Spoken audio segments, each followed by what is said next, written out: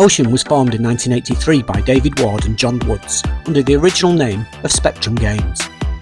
Their early releases were blatant clones of contemporary arcade hits like Frogger, Space Invaders and Pac-Man. But after just a couple of months, realising that the name was confusing for a multi-system publisher, Spectrum Games was renamed as Ocean Software. The first release under this new name was an unofficial Donkey Kong clone for the ZX Spectrum, called Kong.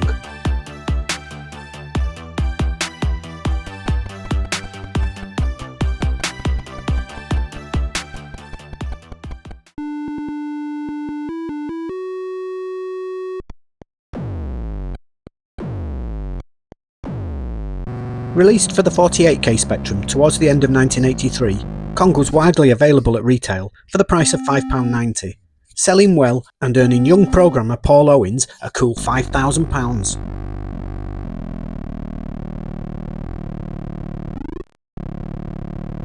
A competent and surprisingly faithful copy of Nintendo's 1982 arcade game, Ocean would later get the official license to Donkey Kong, which they released in 1986.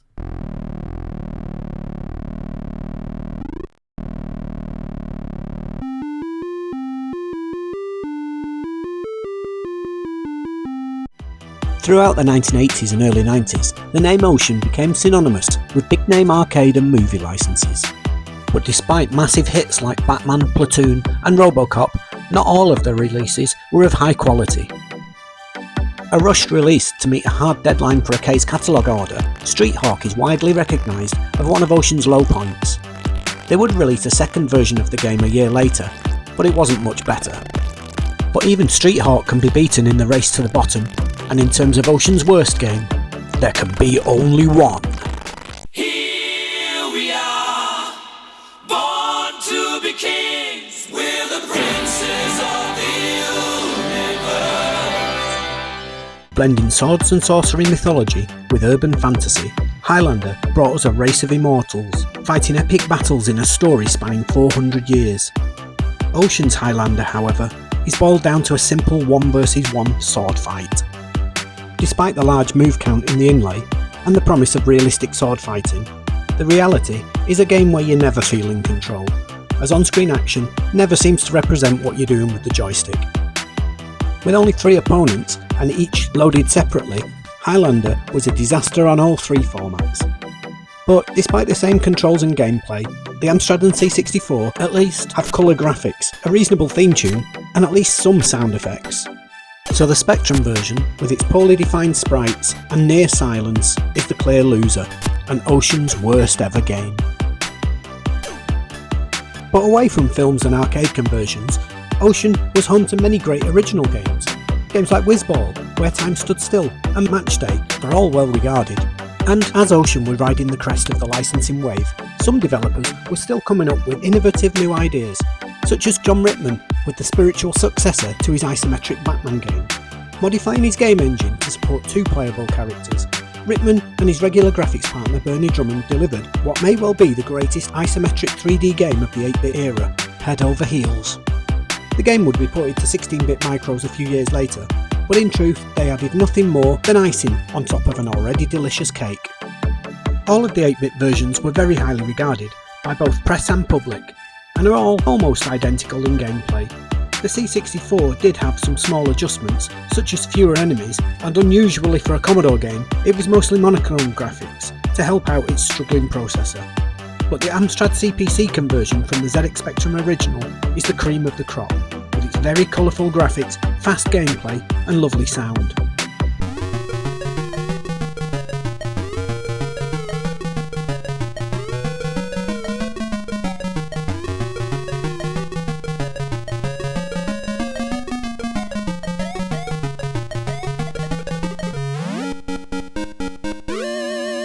Head and Heels are spies for Planet Freedom and have been sent to Bluetooth to liberate enslaved planets. After being captured and separated, the pair must escape and reunite before completing their mission. Both Head and Heels have different abilities and can be switched between as you make your way through the game's tricky puzzles and tests of arcade skill. Head can jump higher than Heels, control his direction whilst in the air, and also, when collected, can shoot donuts to stun enemies. Heels, on the other hand, can run twice as fast, climb staircases and carry items. And it's through use of these individual skills that you'll make your way through the game's 300 rooms to reclaim 5 stolen crowns, defeat the Emperor and return home as heroes. Head Over Heels scored at least 90% in all of its initial reviews and won countless awards. It was the 1987 Game of the Year in Your Sinclair, scored Zap64's joint highest ever score of 98%, and was an Amstrad Action mega game.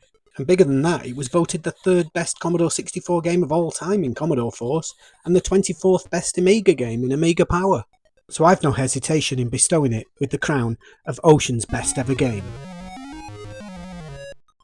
As the march of time brought us shinier, faster games machines, Ocean made the jump to 16-bit systems fairly well, with nice versions of many of their arcade releases.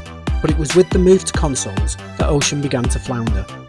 The additional costs involved in consoles and cartridge games meant that any company wanting to stay relevant needed large cash reserves, and this left Ocean ripe for a takeover from a bigger fish. And in 1996, that's exactly what happened, when Infogrames paid a reported £100 million to take Ocean into its fold. It wouldn't be long though before the Ocean brand would be retired, and the studio renamed to Infogrames UK. Final release to bear the Ocean name was GT Racing 97, a PC racing game released in 1997 to not much fanfare.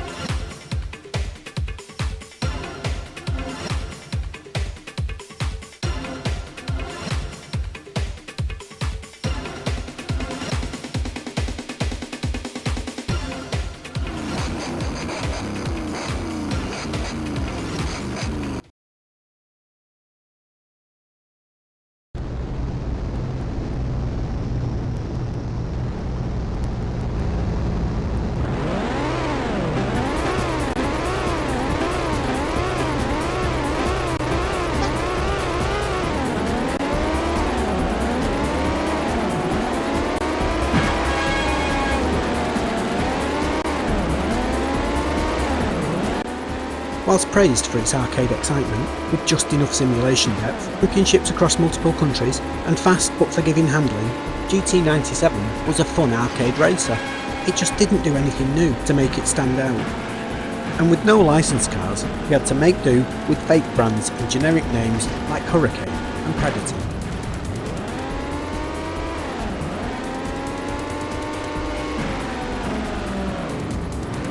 So despite ruling the UK and Europe throughout the mid-80s to the early 90s, the Ocean name quietly disappeared, and the story of one of Britain's greatest software publishing names comes to an end.